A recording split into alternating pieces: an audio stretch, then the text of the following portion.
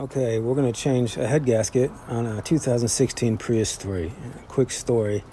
Prius is reliable, efficient, economically sound. This Prius, however, was a mistake. It's front end damage, passenger side. Replaced the radiator bin there, filled it up. Oil was clean, no leaks, drove it home, pretty much no issues. The engine may have sounded a little rough. Next day, start the car, and white smoke's billowing out the tailpipe, and the engine is jumping around like it's having a seizure. So I checked the oil. It's become a white, cloudy substance, which means the oil and radiator fluid have mixed, and that points to a head gasket issue. So we're going to change the head gasket, flush out the engine, and hope for the best. I went ahead and got the Chilton DIY manual. It's $30 a year subscription if you're interested. So left headings get us to cylinder head gasket removal, and that opens to an outline of 43 individual steps, which open to more detail if you want. So this is set to Toyota standards, and they want to find every possible area of damage, so their first order of business is to take the engine out. We're not going to do that. We've got everything loose pretty much, and we're about to take this whole thing off here, but it runs down the back, and there's 2 connections that you can get from underneath. So that's about 5 connections underneath altogether, so figuring it out as we go along. So we have 2 grounding wires there. The harness is going to connect there when we put it back. Okay, so we got the harness to come off. We just had to take off a few latches, and of course we had some connections, quite a few, but it's pretty simple. This we're going to have to take off now and loosen that, because we need to get this free. So just as a reminder, we took this off.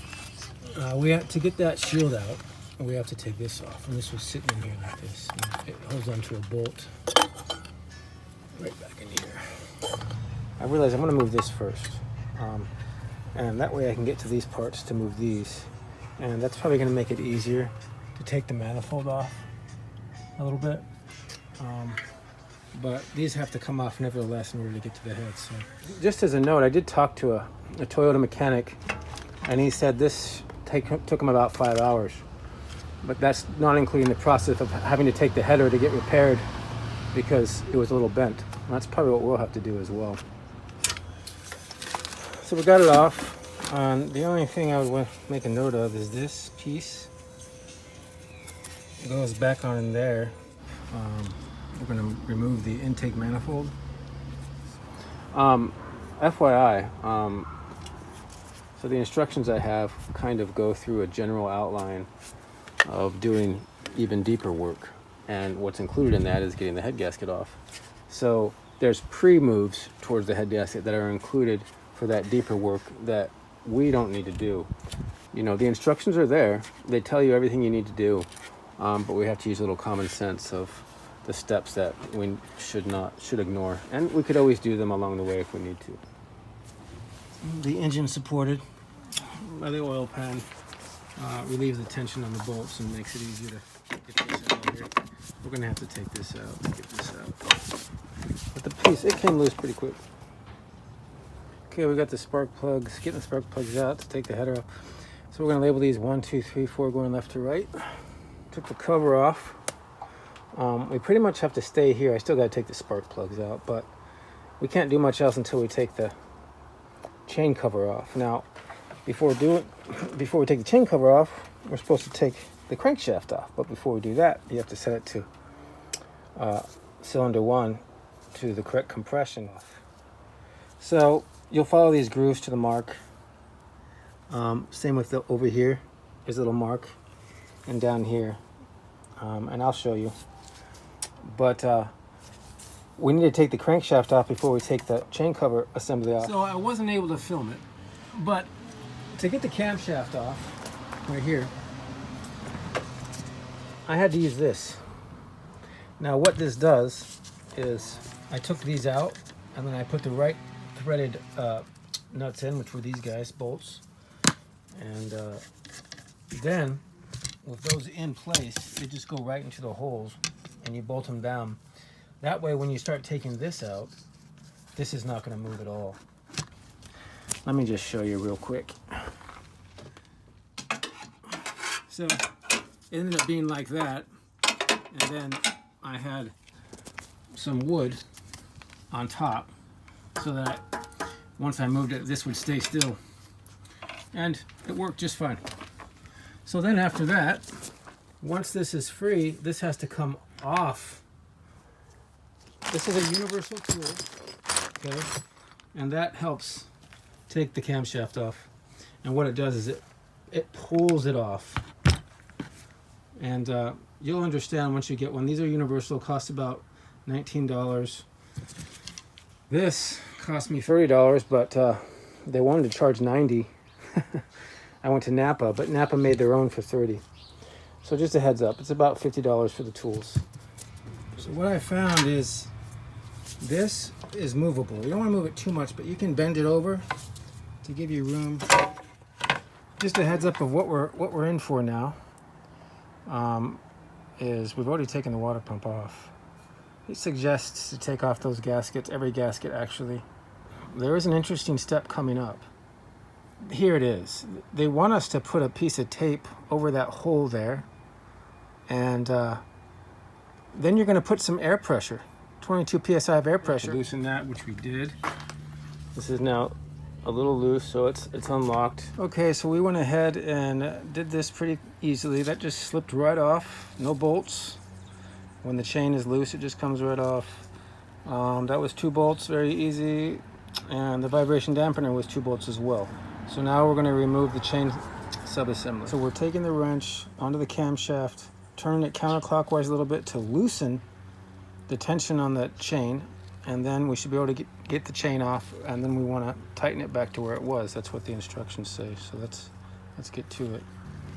And you know, according to Toyota, they want you to take that off, take off the arm rockers, and just go through it and clean that all up out there. Take that piece off, it all comes out. Here's the thing. If you take these bolts out, which is about 12 of them, plus a 13th bolt right there, which is a little shorter, and that's on the passenger side towards the front, this should come off.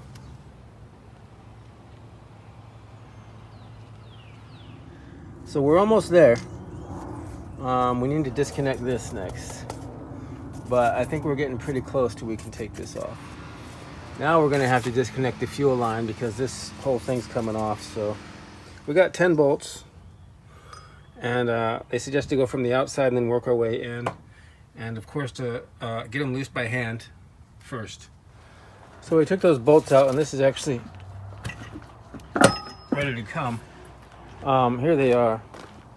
Now, just one suggestion is that is you can see the teeth on it. It's hard to see because of the light, but it's got many teeth. And if you get the right bolt, you know, it's got all the teeth there. It makes it a little easier. I also use this long wrench because it gives you a lot more leverage. I mean, those are in there really well. The exhaust, as long as it's loosed from the longer part of the exhaust, you can take the bolts off back there, but you don't have to take the bolts out of the header. It'll come loose and you can lay it down there. So we can take the header off now. We've got everything loose. Let's do it. Okay, it should come out. So here's the head gasket. You know, it doesn't have any obvious wear, but this looks pretty clean. I'm surprised. It's good news. We're gonna leave that there and take the header to a machine shop. So we can tell how much the warpage is. Yeah, by the feeler gauge it goes in there. It may not look like much. There's a 6,000. There's a 6,000. So this is 7. This is 7,000. So 7 barely fits. Yeah, that's a 7,004, but I don't think the 8 will go. You know. Yeah, 7,000. 7,000. Yeah. So when you shave it, are you just gonna do? Are you going to shave it 7,000? So you're going to shave it? I'll probably have to go a little over that. You'll probably take 10,000ths off it. Once we surface this, there will be a slight difference in how the engine works because this has become a little shorter compared to how the timing is set up. Yeah, it might change the timing a little, but I don't think you could ever quantify that. You wouldn't see it in how it operates. I see. This is the cutter right there. Yep. little carbide cutters, a whole bunch of them. So right now you're just seeing. You're seeing if the head's level. I see. So Why do you have it on slow speed right now? it does a better cut. It does a better cut? Yeah, you don't want to go too fast. So I noticed it was all the way at that end, so I think it traveled and you went back? Yep, it's traveling this way, and then I roll it back and take another cut. I And see. it's already taken one cut. And this Yeah, is I the can part see. it didn't touch. So these guys are filled with that water-bound oil. So what we need to do is put them on this press here and squeeze that oil out like that, slowly. You don't want to do it all at once. You see it's a little bit discolored there. It needs a that little means bit it's more. I see. This will be the third pass then. Third pass, we're going to have like 12 thousandths off.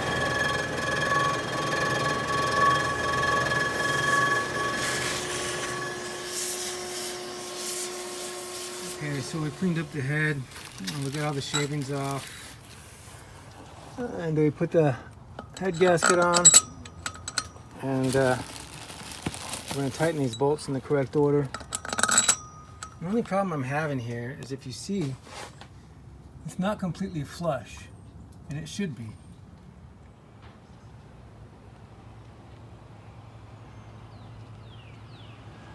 Okay, so I went and got the head gasket kit from Toyota.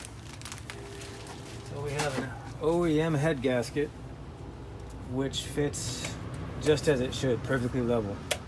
So when it comes to technical stuff, OEM all the way.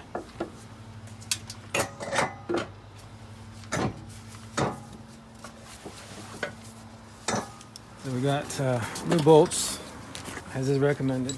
We're not going to tighten these all the way. We're just going to get them down and then tighten them. But this is the order. If we were to tighten them,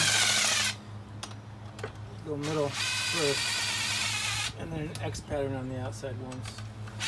Working your way to the outside. Okay, the specs are 36 foot-pounds of torque, and then a 90-degree angle, and then a 45-degree angle.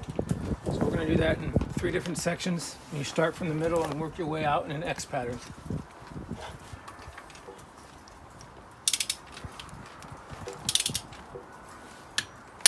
Okay, now we're going to do 90-degree angle and then 45-degree angle. So let's just start here. All right, so we're going to put everything back together. I don't want to bore you. We're just going to go in reverse order. Okay, we installed the camshaft housing on top of the cylinder head. 17 bolts, and they're about 20 pounds with a torque wrench, feet pressure. And we put some gasket, a bead of gasket maker in between the camshaft and the cylinder head. And what it's saying in the manual, there's that gasket bead. That's the design they want on there. It's pretty much the same as what we took off. 127B or equivalent 3-bond. So just to let you know, I used high torque gasket maker. So one thing I want to go over real quick is how to have these set. It's the same way when we take them off, you put them back on in the same position, but this has to be the rounded pointed part. It's more broad circular underneath, but it becomes more angled on top. And on both sides, you want those set in that direction on both sides. And that way, the bottom part is going to rest on the rocker arm in such a way. Okay, just a few points of focus to wrap this up is the installation of the chain subassembly. After we put the dampeners back on, we just want to make sure that the links, the colored links on the chain, and there's 3 of them, are lined up with the marks on the spindles. So for this one here, there's 1 colored link, and the dot underneath goes right in the middle. For this one here, there's 2 colored links, and this line on the spindle goes between those 2. And also you want this position just like this, as we showed in the video, where this line here is not in the center, it's at like 2 o'clock. And then down here, there's a mark as well. So when we have all the marks, then what we want to do is take the wrench and you loosen the area as we did before, loosen the camshaft, and then put the chain on it and then tighten it again. And it should be fine. Now, you may have to use tape and put another hole in there and apply PSI air pressure to loosen this again. It's very easy to do. Now, another point of focus is I didn't show it in the video when I took out the chain tensioner assembly. So let's open this up. And we have to scroll down quite a bit. Okay, so here's the chain tensioner assembly. Now what happens is there's a little arm that comes out and applies pressure on the chain. Now that'll come out fully extended when you take this out during the removal process. Now what we do is we push that back in before reinstallation, and there's a little lever here that latches down and holds it in place. And you want that closed like this before you install it. So when you do install it, it goes in just like that, and it goes in just like this. So if you're on the passenger side, this is the passenger side of the engine, and this is the back side of the engine. You'll see it like this, and it goes in just like that. Now once you have it in, you're to turn the crankshaft counterclockwise. I had to do it about a full circle, and it automatically releases that arm from the lever and applies tension back onto the chain. Okay, let's start it and see what happens. Turn the engine on, get the heat going.